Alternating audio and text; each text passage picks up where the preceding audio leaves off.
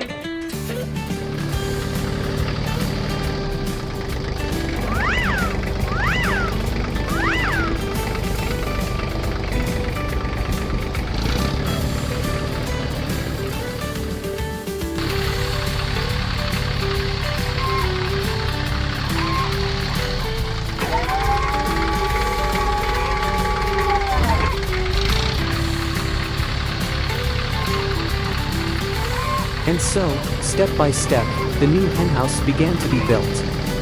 The first step was to put up solid legs that would support the entire weight of the structure. When the legs were ready, it was time to make the floor. The next step was to mount two side walls and a front with an exit. Then it was time for the roof, which would protect the henhouse from rain and snow. Finally, it was time to add a platform, a place where the hens could rest and enter the henhouse.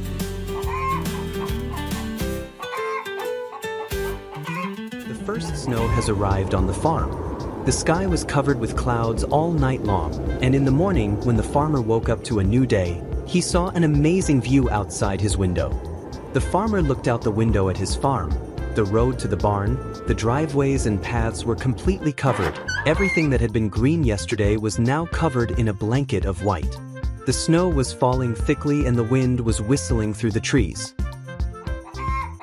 Although the modern farm machinery did its job, it was too big to handle the tight spaces. Wondering what to do, the farmer suddenly remembered his old red tractor.